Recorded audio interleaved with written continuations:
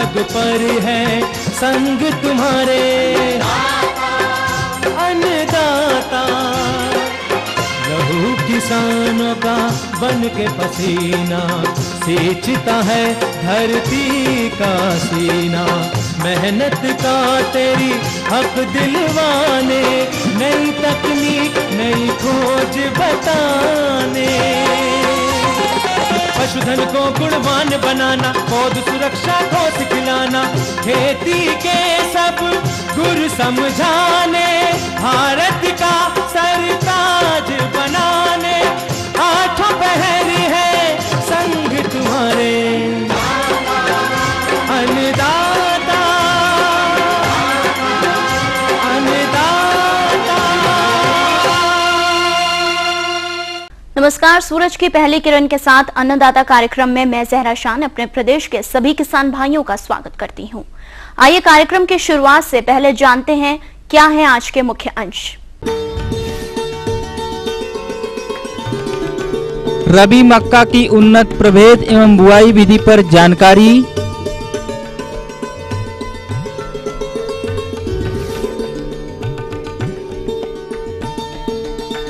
नए व पुराने पपीता उद्यान में प्रबंधन कार्य।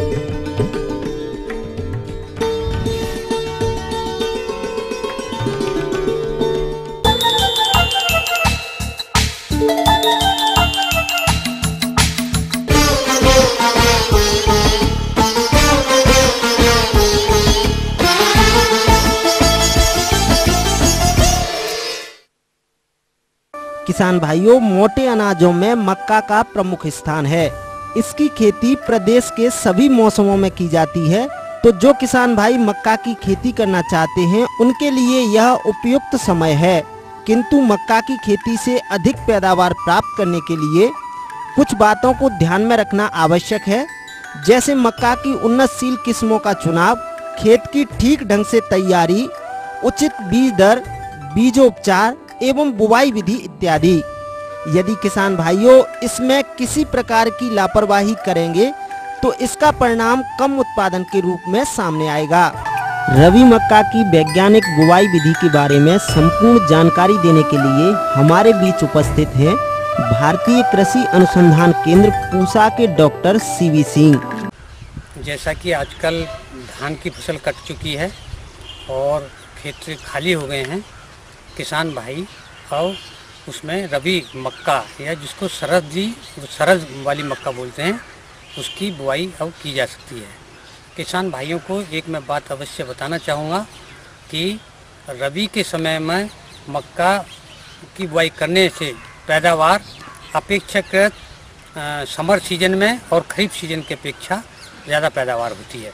रबी मक्का के लिए मिट्टी की किस्म दोमट मिट्टी सबसे अच्छी रहती है। दोमट बलुई भी ठीक है, लेकिन किसी भी प्रकार से अम्लीय और क्षारीय वाली भूमि में किसान भाई मक्का की खेती ना करें। उर्वरक की मात्रा निश्चित करने से पहले कम से कम 15 से 20 टन प्रति हेक्टर कंपोस्ट या जिसको गोबर की खाद बोलते हैं वो भी किसान भाई डालें तो अच्छी पैदावार होगी। खेती की जुताई अच्छी तरह करें। खेती की जुताई 2 या 3 बार, सबसे पहले एक जुताई वो मिट्टी पलटने वाले हल से करें। उसके बाद 2 या 3 जुताई कल्टीवेटर या हैरो से करके अच्छी तरह पाटा लगा दें, जिससे नमी सुरक्षित बनी रहे। खाद की और उर्वरक की मात्रा का मिट्टी परीक्षण के आधार पर ही किसान भाई संचित मात्रा डालें। किसान भाई रबी के समय लगभग 120 से 150 किलोग्राम नाइट्रोजन, 70 से 75 किलोग्राम फास्फोरस तथा 60 किलोग्राम पोटाश की आवश्यकता पड़ती है। किसान भाई विशेष रूप से ध्यान रखें कि खाद की मात्रा का 1/3 भाग, नाइट्रोजन की मात्रा का 1/3 भाग, पोटाश और फास्फोरस की संपूर्ण मात्रा आधार खुराक के रूप में खेत में डालें बुआई से पहले। इसके अलावा बाकी बची हुई नाइट्रोजन की मात्रा जब फसल घुटनों के बराबर हो जाए, उसके बाद जब उसमें पेनिकल निकलने लगे और दाना बनने के समय पर डालें। प्रजातियों के चयन के बारे में किसान भाइयों को मैं कहना चाहूँगा कि शक्तिमान 1 शक्तिमान 2, शक्तिमान 3 और शक्तिमान 4 चारों किस्म बुआई के लिए अति उत्तम है। शक्तिमान 4 पीले रंग में है और राजेंद्र शंकर मक्का 1, राजेंद्र शंकर मक्का 2 की भी बुआई किसान भाई कर सकते हैं। किसान भाइयों को मैं एक बात और बताना चाहूँगा कि शक्तिमान 1 की पैदावार 70 से 75 कुंटल प्रति हेक्टर है, जबकि शक्तिमान 2 की 80 से 85 कुंटल प्रति हेक्टर है। शक्तिमान 3 की 85 से 90 कुंटल प्रति हेक्टर है। शक्तिमान 4 की पैदावार किसान भाई 90 से 100 कुंटल प्रति हेक्टर ले सकते हैं। अतः किसान भाई किस्म प्रजातियों का चयन भी अच्छी तरह करें।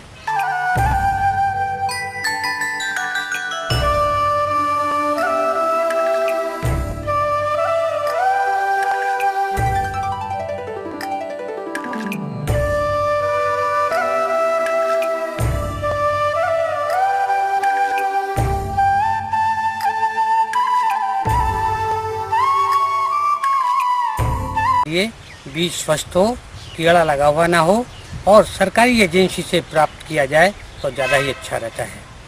लगभग 20 किलोग्राम बीज प्रति हेक्टर के हिसाब से किसान भाई तैयार करें। किसान भाई एक विशेष रूप से ध्यान रखें, बीज को चयन करने के बाद उसको कैपटाप से उपचारित अवश्य करें। 2.5 ग्राम कैपटाप प्रति किलोग्राम बीज की दर से उपचारित करके ही बीज बोएं। इसके अलावा किसान भाई विशेष रूप से ध्यान रखें, बुआई करने के समय पंक्ति से पंक्ति की दूरी 45 सेंटीमीटर रखें और पौधे से पौधे के बीच में 10 सेंटीमीटर की दूरी रखें। बीज की बुआई 4 से 5 सेंटीमीटर से गहरी नहीं होनी चाहिए। इसके अलावा 15-20 दिन के बाद सिंचाई की आवश्यकता पड़ती है। लगभग 4 से 5 सिंचाई मक्का की फसल को किसान भाई अवश्य दें। अभी और भी कई जानकारियां शेष हैं, लेकिन इससे पहले लेते हैं एक छोटा सा विराम।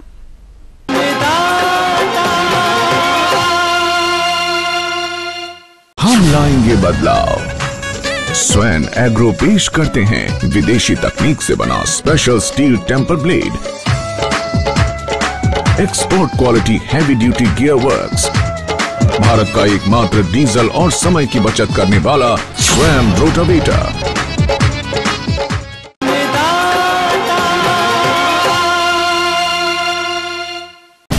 जब उम्मीद के आसमान पर मंडराते हैं बादल और खौफनाक हो जाते हैं अंधेरे, जब मुद्दों पर हावी हो जाती है मशीनरी और शोर में खो जाता है हक का सवाल, जब सड़क पर उतरना हो जाए समाज की मजबूरी और जिम्मेदार बना ले जनता से दूरी, तब जरूरी होता है अंधेरे से निपटने का हौसला जगाना, मशीनरी से हक पाने के लिए मशक्कत करना, सत्ता के शीर्ष को आईना दिखाना, उम्मीद को उड़ान देना हमारा मकसद,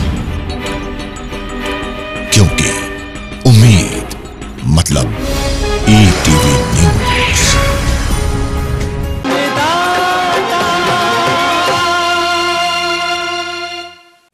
ब्रेक के बाद हम फिर हाजिर हैं आपके साथ। बढ़ते हैं अगली कड़ी की ओर।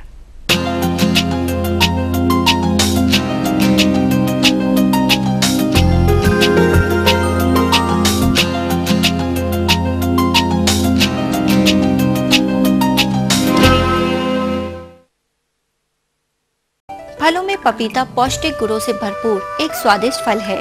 इसकी बाजार मांग हमेशा बनी रहती है और अच्छी बाजार मांग के कारण इसकी बागवानी भी बहुतायत से देखी जाती है।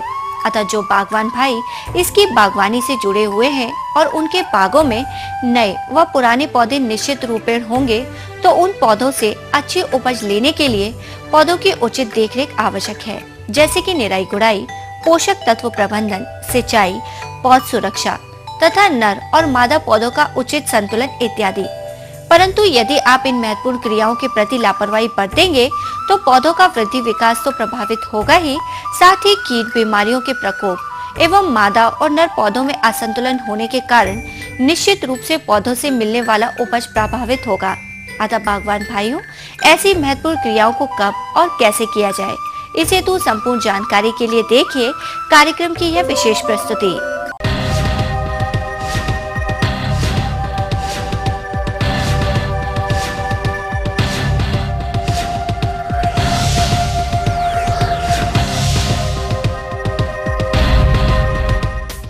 पपीता उत्पादक किसान भाइयों, यदि आपने जून, जुलाई या अगस्त, सितंबर या फिर अक्टूबर माह में पौधरोपण किए होंगे या आपके पास 2 या 3 वर्ष पुराने पौधे हैं, इन सभी प्रकार के पपीता उद्यान में देखरेख के अंतर्गत कौन कौन सी क्रियाओं को करना है जिससे अधिक से अधिक उत्पादन के साथ साथ फलों की गुणवत्ता भी बनी रहे। तो सर्वप्रथम बात करते हैं बाग की साफ सफाई की। यह एक महत्वपूर्ण प्रक्रिया है। जब आपको लगे कि जड़ के पास मिट्टी कठोर हो गई है और खरपतवार दिखाई दे रहे हैं, तब खुरपी या कुदाल की सहायता से थालों को अच्छी प्रकार बना ले। किसान भाइयों, पौधों में फूल आने पर नर और मादा दोनों का अनुपात 1:10 बनाए रखें। शेष नर पौधों को निकाल दें। जाड़े की ऋतु में पौधों को पाले से बचाने के लिए आवश्यकता अनुसार सिंचाई व धुआं भी करना चाहिए तथा फलों को टाट के बोरों से ढक देना चाहिए। इसके बाद बात आती है सिंचाई। गर्मी के मौसम में 8 दिनों तथा सर्दी के मौसम में 12 से 15 दिनों के अंतराल पर आवश्यकता अनुसार सिंचाई करते हैं।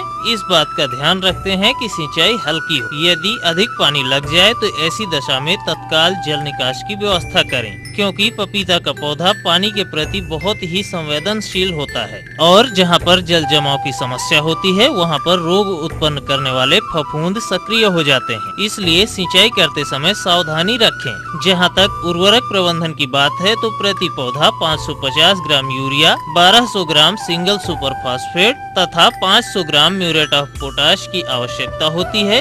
इसको 4 बराबर भागों में बांटकर दिया जाता है और चौथाई भाग का प्रयोग आप उन्हीं पौधों में करेंगे जो इस वर्ष लगाए गए हैं। अर्थात आपको 150 ग्राम यूरिया, 300 ग्राम सिंगल सुपर फास्फेट तथा 125 ग्राम म्यूरेट ऑफ पोटाश का प्रयोग करना है और इसका प्रयोग तने की लगभग 1 फीट की दूरी के व्यास में करना चाहिए। यदि आपके पास 2 या 3 वर्ष के पपीता के पौधे हैं तो इस दशा में उर्वरक देने की आवश्यकता इस प्रकार है: 100 से 125 ग्राम यूरिया तथा 50 ग्राम म्यूरेट ऑफ पोटाश। इस मात्रा का पूरा प्रयोग इसी अवस्था पर करें। अगर इसमें लगने वाले रोगों की बात करें तो तना विगलन रोग प्रमुखता से देखा जाता है। यह रोग पपीता के पौधों को सबसे अधिक हानि पहुंचाता है। रोग के प्रारंभिक लक्षण भूमि तल के समीप तनों के छाल पर मुलायम, स्पंजी, जल सिक्त धब्बों के रूप में प्रकट होता है। यह धब्बे धीरे धीरे ऊपर की ओर फैलते हैं और तने के चारों ओर घेर कर मेखला बना लेते हैं तथा पत्तियां मुरझाकर नीचे की ओर लटकने लगती हैं। पत्तियों का रंग पीला पड़ जाता है। अधिक प्रकोप होने पर पौधा हवा के दबाव से तने से टूटकर गिर जाता है।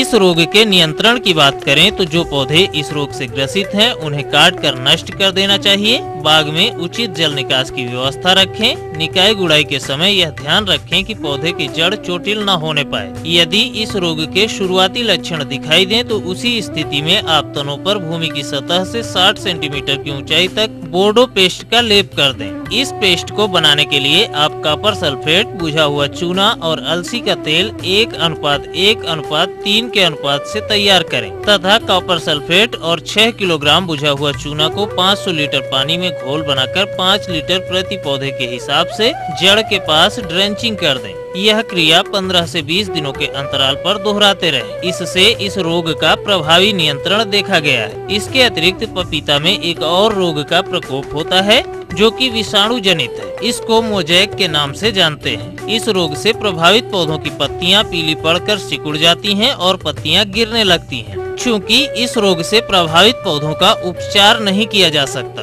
इसलिए यह जरूरी है कि समय रहते पपीता के बाग की साफ सफाई करके खरपतवारों से मुक्त रखें तथा इस रोग के वाहक कीटों की रोकथाम के लिए आप कीटनाशी दवा का सुरक्षात्मक छिड़काव करें। इससे विषाणु वाहक कीटों का प्रकोप नहीं होगा। यदि कीटनाशकों की बात करें तो आप नीम के तेल 5 मिलीलीटर प्रति लीटर पानी का घोल बनाकर 10 से 15 दिनों के अंतराल पर छिड़काव करें और रासायनिक कीटनाशक दवाओं के अंतर्गत डाइमिथोएट या मिथाइल ओडिमेटॉन की 1.5 से 2 मिलीलीटर मात्रा प्रति लीटर पानी का घोल बनाकर छिड़काव करें। इस प्रकार अगर आप पपीता के नए व पुराने पौधों की देखभाल करते रहेंगे तो आप अपने पपीते के बागान से उच्च गुणवत्ता युक्त फलों का उत्पादन प्राप्त करने में सफल रहेंगे।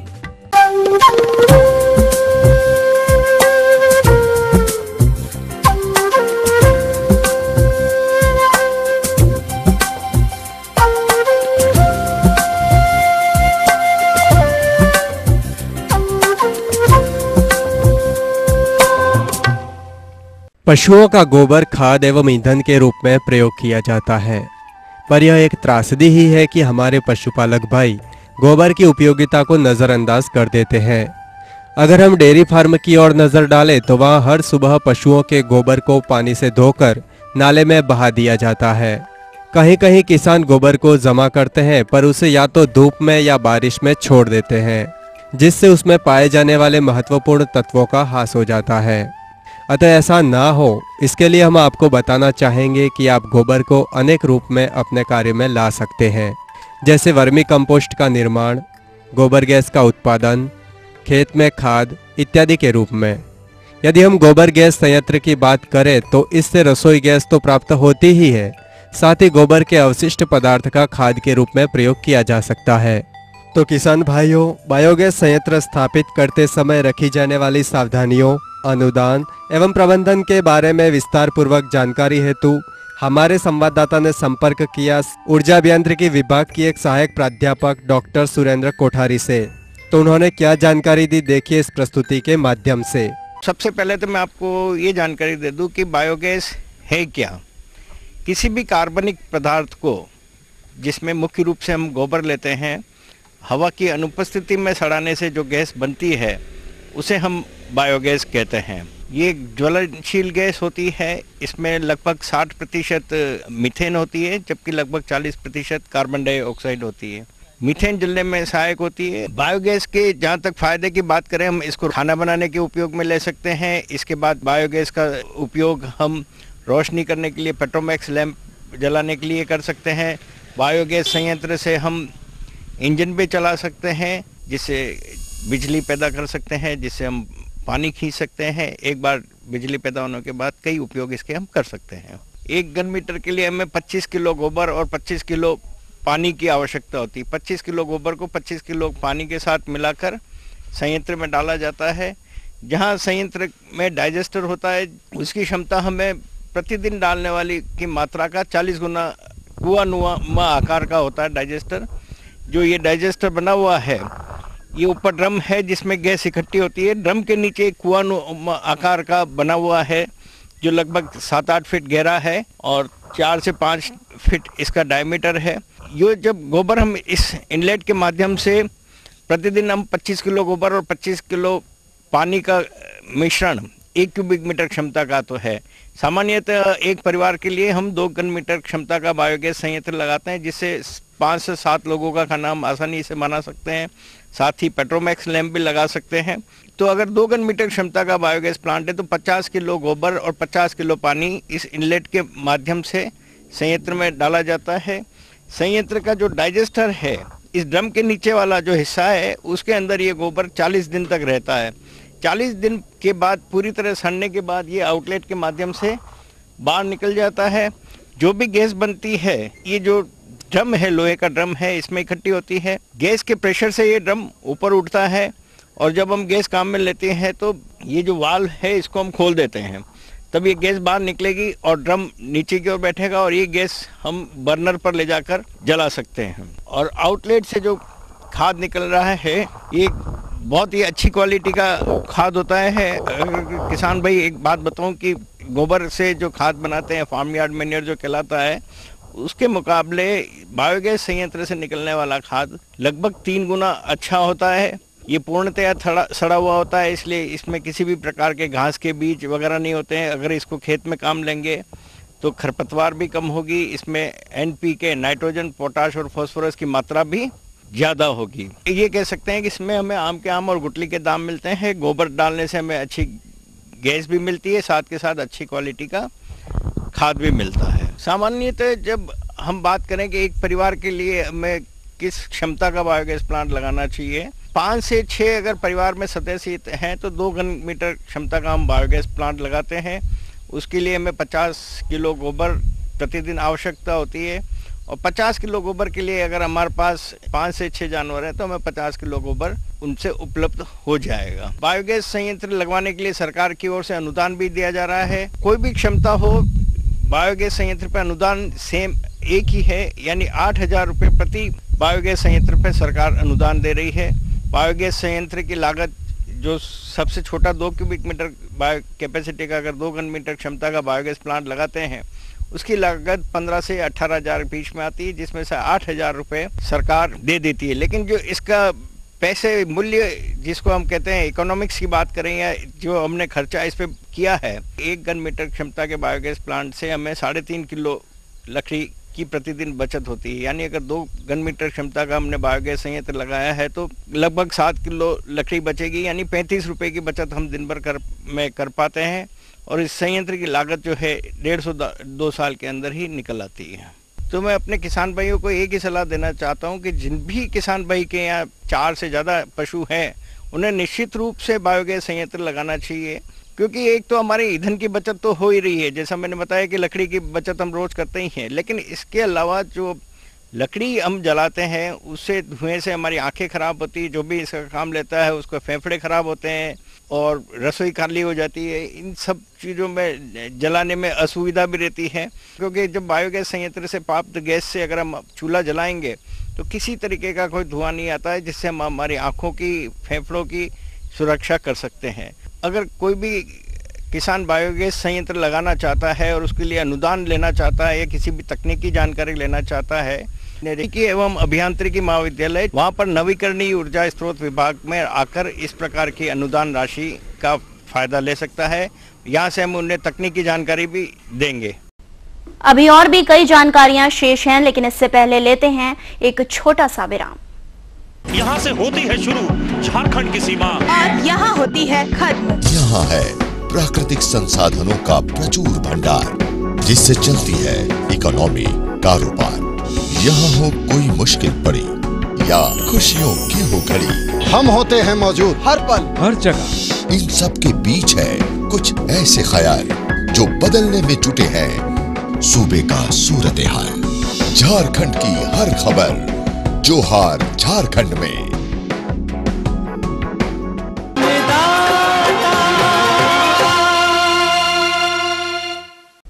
ब्रेक के बाद हम फिर हाजिर हैं आपके साथ। बढ़ते हैं अगली कड़ी की ओर।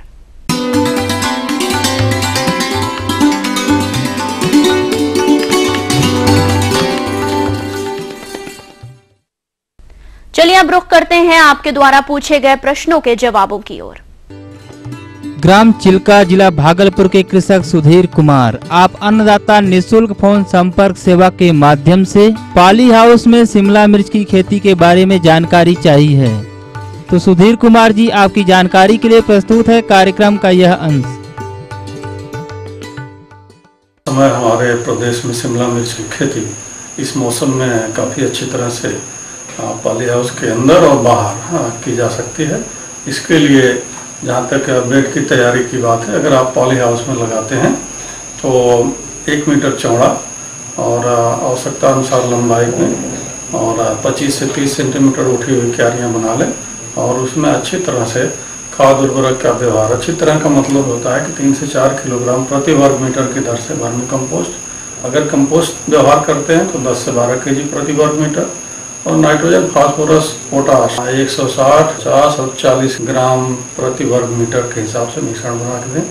और यही चीज़ अगर बाहर करते हैं तो समतल बेड पर आप इसकी खेती करें और लगाने की दूरी बाहर में जो है 60 × 45 सेंटीमीटर, अंदर में जो हम इसको लगाएंगे पॉली हाउस के अंदर तो इसकी भी दूरी 60 × 45 सेंटीमीटर पर लगा। और हमारे इस प्रदेश में ऐसा देखा गया है कि 4-5 प्रभेदें काफ़ी अच्छी कर रही हैं।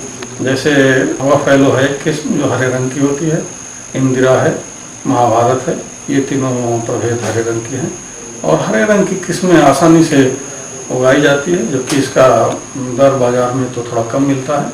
अगर आप कलर कैप्सिकम लगाना चाहते हैं तो उसके लिए ओरोबिले, आर्या, ये पीले कलर की है, लाल कलर में बाम्बी है, जिसका मार्केट में काफ़ी अच्छा प्राइस मिलता है। हम सिंचाई की बात करते हैं तो सिंचाई कम चाहिए और खेत आपका समतल होना चाहिए अगर बाहर में लगाते हैं, और जो भी पटवन करते हैं वो हल्की सिंचाई हो, पानी लगे नहीं और निकल जाए। 15 से 20 दिनों के अंतराल पर सिंचाई करनी चाहिए। पौधों को सहारा देना बड़ा आवश्यक है।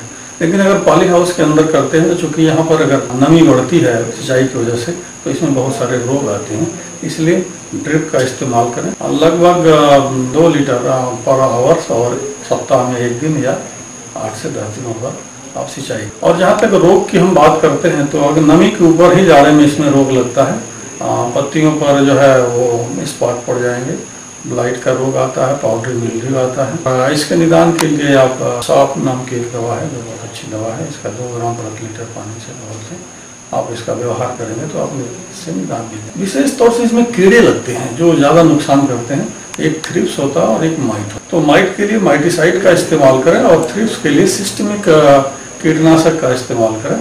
और सिस्टमिक कीटनाशक के रूप में जैसे जो इमिडाक्लोरोपिड अगर यूज करते हैं तो बड़ी अच्छी दवा है, इसका 0.5 से 1 ml प्रति लीटर पानी में घोल बनाकर पौधों पर छिड़काव करें। चूँकि ये थ्रिप्स के कीड़े पत्तियों की निचली सतह पर आते हैं, इसलिए जो स्प्रे आप करते हैं उसका नोजल नीचे की तरफ से करके निचली सतह पर पौधों के पत्तियों पर दें ताकि ज़्यादा कारगर हो।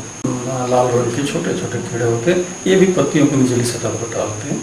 और इनके निदान के लिए माइटिसाइड के लिए डाइकोफाल एक केमिकल आता है, उसका 2 से 2.5 ml प्रति लीटर पानी के हिसाब से आप इस्तेमाल करेंगे तो आपसे इससे काफ़ी राहत मिलेगी और पौधों का विकास अच्छा होगा। तो इस तरह से अगर आप शिमला मिर्च की खेती करते हैं तो अगर बाहर में आप इसकी खेती करें हैं ओपन फील्ड में तो 2 से 2.5 किलोग्राम प्रति पौधे की यील्ड मिलती है। अगर पॉली हाउस में आप अगर इसकी खेती करते हैं तो 8 से 10 किलोग्राम प्रति पौधे की यील्ड मिलती है। और ये चूँकि पॉली हाउस में 3 से 4 गुना यील्ड बढ़ इसलिए जाती है कि क्रॉप की जो है औसत उम्र जो मतलब कि लंबी हो जाती है, यानी 8 से 9 महीने तक क्रॉप बाहर अंदर जो है पॉली हाउस के अंदर चलती है, जिसकी वजह से यील्ड हमारी बढ़ जाती है।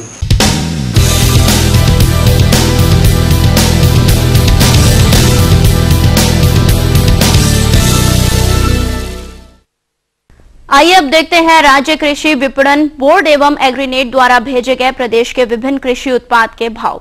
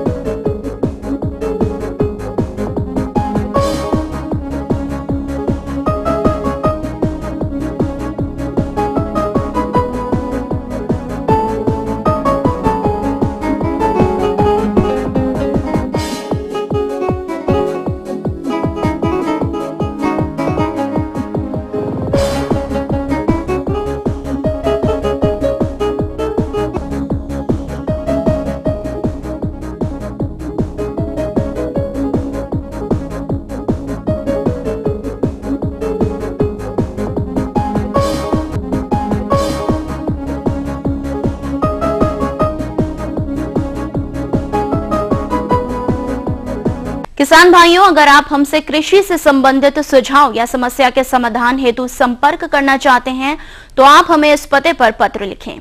प्रोड्यूसर अन्नदाता ETV Bihar Jharkhand, Ramoji film city Hyderabad 501512 या फिर मेल करें annadatabihar@etv.co.in या निःशुल्क फोन संपर्क सेवा 1800-425-4085 पर सोमवार से शनिवार दोपहर 2 बजे से 3 बजे तक संपर्क करें। किसान भाइयों, आज के अन्नदाता कार्यक्रम में बस इतना ही। कल फिर हम हाजिर होंगे नई रोचक जानकारियों के साथ। तब तक के लिए अन्नदाता की पूरी टीम को इजाजत दीजिए। नमस्कार।